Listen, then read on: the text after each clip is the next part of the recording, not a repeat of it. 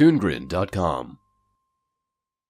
Hey friends, it's NERO and WHYBOY here, and we're going to be taking a look at Godzilla, King of the Monsters. Now, for those of you who don't know, Gareth Edwards made a Godzilla movie in 2014. It was primarily terribly boring and dull, and had maybe about 12 minutes of Godzilla in about a 2-hour-long film. Yeah. So, we know that Michael Dougherty, of Krampus fame, of Trick or Treat, and I'm certain he's done other stuff, and I'm sorry, Michael, I doubt you'll ever see this, but I'm sorry I don't remember the rest of your work. Primarily, I loved your Trick or Treat, and I adored Krampus. I saw that day one in theaters, and then I bought it on DVD, and I love that movie to death, and I watch it every year as a Christmas film. Yeah, so now we're supposed to be starting on Godzilla. There's going to be a mix of CGI and puppets and all that, so... Which it should. Yeah. Like, I think with monster movies, if you can blend the concept of puppetry and miniatures along with CGI, because CGI is not the end-all be-all. It's just a tool in your arsenal, which doesn't mean, oh, if you have that, you should never use any other tools. Like, I bet if they redid the Neverending Story now, you can make it look so beautiful and so amazing. I mean, it was pretty great to begin with, but now you could probably even like dial that up to like 11 and how great it could be. Oh yeah, definitely. But we're gonna take a look at Godzilla, King of the Monsters, and I love me my giant monster action, because Lord knows I need more of it. So we're gonna do this in 3, 2, 1, play. It's 11. Our world is changing. The mass extinction we feared has already begun. Hey, Godzilla left plenty standing. Cause. We are the infection.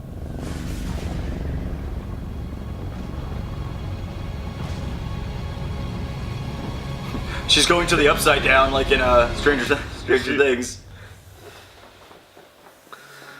But like all living organisms, the Earth unleashed a fever to fight this infection. Its original and rightful rulers. Oh, they're playing that angle. Okay. So this Godzilla's coming out just to kill humans because they're awful? No.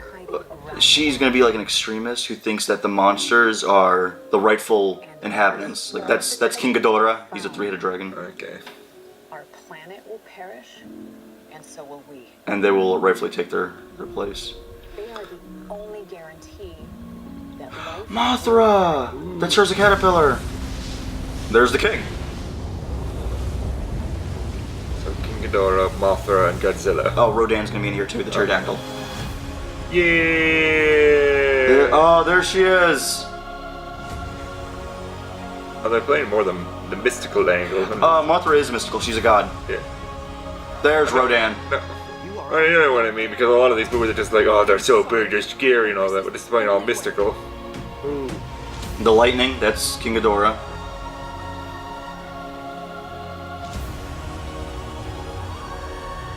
And she's gonna be psychic, from what I understand. You're a monster. I'm sorry. I wonder if they'll have the twins. There he is. The roar. Long live the king.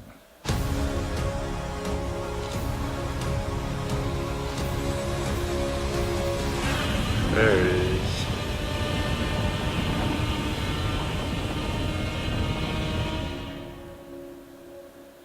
He's just so beautiful. He's he's just so beautiful as he lays waste. You said you're gonna break into tears. Dude, I love Godzilla. Like, and the thing is, even with the last movie, he wasn't even the bad guy of the last film. The whole thing was the Mutos woke up, and because they woke up and they eat radiation, so they were going to like radioactive plants and like eating all the radiation to get stronger, and so like they mated to lay eggs. Godzilla's only existence is he's an alpha predator. So he's at like if every other creature is here and dangerous, he's up here and dangerous. And his whole existence is just to sort of keep balance in like the ecosystem. Right. So when the Muto comes in, it's like, we're gonna mass produce. Godzilla basically woke up and he's like, hey, you know what? Oh, what's gonna happen? Oh, is that your eggs? Sorry, no. You're such a jerk, Godzilla. We were just trying to make you... Okay, well, you that's dangerous, so I'm gonna go dive back down in the water. Adios! Don't screw up! And like that's basically what it was like. Like he showed up just to fight these monsters, and after he killed them, he didn't keep ravaging the land. He just went back to the ocean. He's like, okay, now you all know I exist. Know your place. Pecking order. Goodbye. And then he dived back into the ocean. Yeah.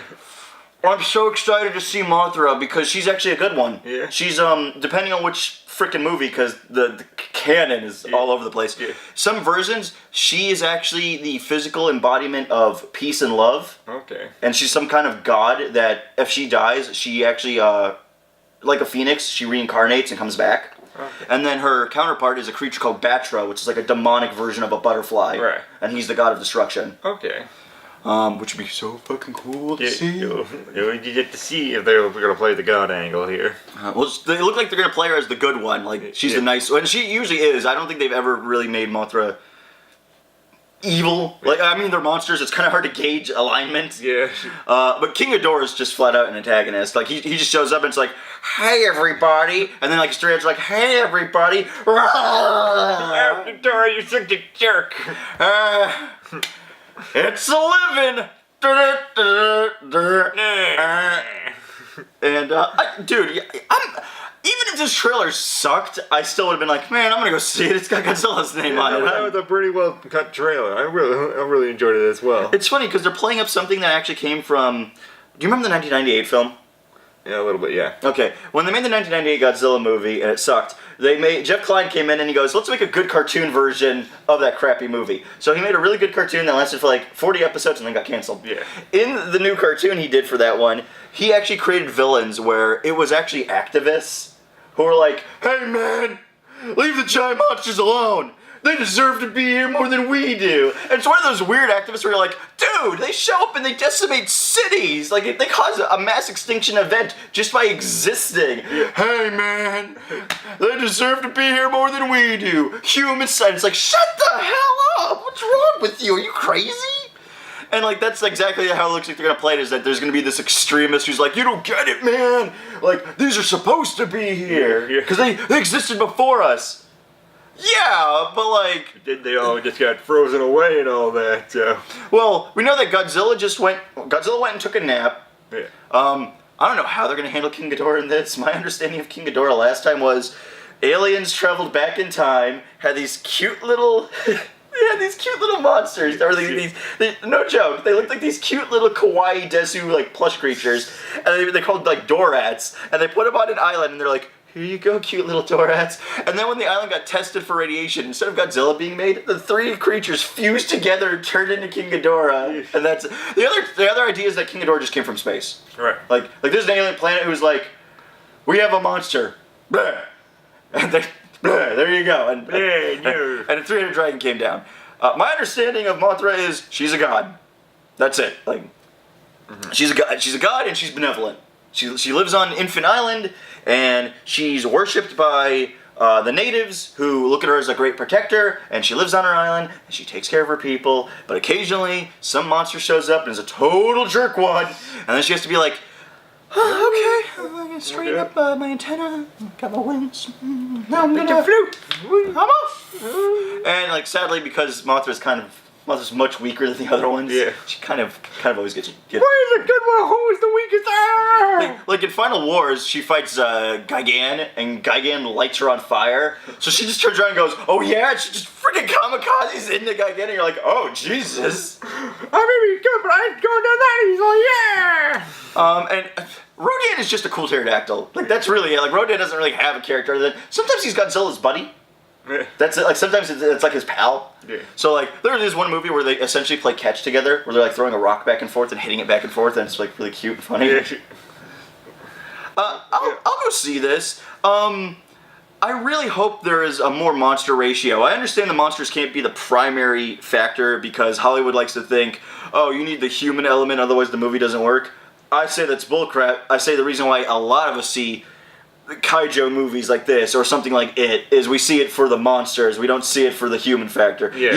You don't go into a Friday the 13th and be like, oh, I can't wait to see all the emotion and detail in these camp counselors. No, dude, you want to see Jason Voorhees put on the hockey mask, whip out a machete, and start hacking at idiot counselors for being stupid. Yeah, so you'd rather have the human set pieces basically just helping just introduce you to the monster than actually push them out. The human set piece is always important.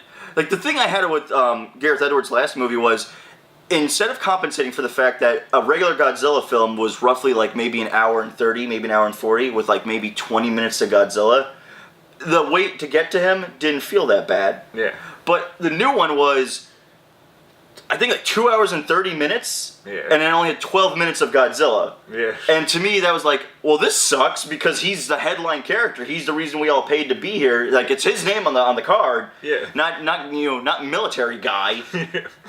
And by the way, the military guy, his whole thing was he was a bomb disposal unit expert. Right. So he had one unique skill, and he was the only guy who could do this. By the way, he was the only guy who had this one unique skill. And when it came to disarming the bomb, he failed. This is my one thing. Come on, man. So And he I sucks. think there's probably other bomb Oh no! There's no way. The army only has like one guy that can disarm bomb. What if that guy gets like shot on the battlefield? What do you do then? Do you desperately have to hope to God there isn't a bomb situation, or do you have to desperately train another guy? Yeah. My thing with these movies is you need to compensate now for how film is different, dramatically different than how old Godzilla films are made. And when it comes to time, you have to understand now you need to compensate for how much the monsters have to be on screen now compared to how they were back then. A film was a lot shorter back then than it is nowadays. Right. So you need to balance out the fact that it's like, okay, that means the monsters need to be in it more. I don't expect a 2-hour film where Godzilla's in the film for 2 hours. Don't get me wrong, I would watch that in a heartbeat and I'd probably love it to death. Yeah. But I know that that's not how they do it. Not to mention he and his brethren in this are uber special effects. Yeah. So, and special effects cost a lot of time, they cost a lot of money to do. Yeah. And studios don't want to spend money whatsoever. And, which is weird, they don't want to spend money, but they want to make movies. So you still have to find that balance. The key here is going to be how important is this little girl character? How are we going to feel for her? And we know she's a good actress. If you watch Stranger Things, she's phenomenal in that series. The first 2 seasons are out and she's very good. Yeah, it's totally a coming of age story from what we've been told. And I'm fine with that. I'm not against the coming of age concept, to which one of you pointed out, by the way, I don't think Nero's going to like this. Look, it's not that I don't like the concept. You need to just make the concept good. It needs to work. A coming-of-age story that's also a monster movie can be great. There's nothing inherently wrong with that. I mean, when you really think about it, something like Thor Ragnarok was also sort of a vague coming-of-age story about him learning to accept, his brother Loki for who he is. He's a trickster, and that's all he's really going to be, even though he believes his brother can be more. And at the same time, it's a movie where, like, the Hulk suplexes a giant wolf. So it's not like themes. The funny thing is about being a film writer, you could like cross over themes and ideas and make it work in what you're making, even if it seems ridiculous. Yeah. Crazy concept, You don't be a sassy man. I'm not being a sassy man. I just think like the idea is like people are making it like, oh, he's gonna hate the child element. No, at least she's a good kid actor. Yeah. Like they trust me, they could have gotten a horrible kid actor and then it could have sucked. She's at least a good kid actor. She cut her bones on doing Stranger Things. And all those kids can act. Every kid on Stranger Things is a phenomenal child actor who could become like the next great actor of like the new generation of fans. Yeah. That's why I'm like, it's a great job that they casted her. It was a good idea. And the whole psychic kid angle, that's a staple. They've had that in Godzilla. I'm pretty sure they've had it in Gamera. Psychic children or psychics in general have been a thing about Godzilla. Yeah. Like, Godzilla movies have everything. They have aliens and gods and demons. And it's everything. Well, let's just wrap it for now. Do you want to go see Godzilla, King of the Monsters? Who's your money on? Like, who's your favorite monster? Like, of course, Godzilla's great, but I really love Mothra. She's so sweet and innocent. I don't really like moths or anything, insects like that. But dude, she's a precious cupcake. Too good for this world. Yeah. I would say I do like Mothra the best. She did look kind of cute in her caterpillar form and all that. It did look beautiful when she just opened her wings, just like magic. She kind of is magic. Yeah. It's just not good magic. She just, like, she could have, like, pollen fall off her wings and it kind of vaguely poisons. And sometimes she can shoot lightning from her antennas. Out of the monsters, I was definitely liking Mothra and Godzilla, obviously the best. Rodan looked cool, but we didn't see enough of him. I'm a little happy.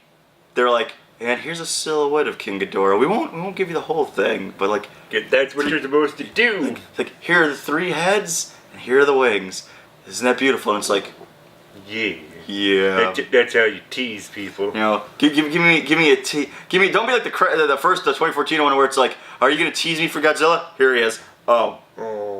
You know, if you teased me, I'd feel like a little bit more. Well, we already seen like Godzilla in other movies, so of course we see Godzilla in this one. No, that's okay. But in the 2014 one, like the one of the set pieces of the first film is like he shows up and like the camera looms up and then he roars and it's like, oh, that's awesome. They show that in the trailer and you're like, oh, why would you show that shot in the trailer? Like, you should have been building up to that. That's your money shot. That's the money shot to celebrate he's here and you blew it. Yeah. But yeah. Well, thank you guys for watching. That was Godzilla. Like, we're both excited for that. That seems like a fun movie that we'll both end up watching. But as always, as we're going to go on to more trailers, be sure to like, subscribe, hit the little notification bell, and comment below on what you think of Godzilla and are you excited for it as well? And who do you think will win the big monster fight? Godzilla. Well, who do you think will come in second in the monster fight?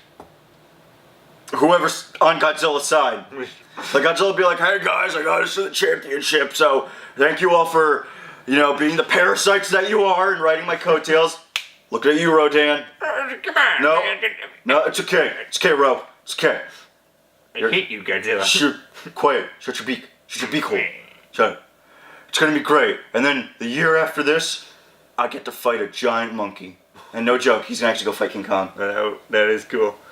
But yeah, as always, guys, be sure to tune in to ToonGrin. Go, go, Godzilla. Woo.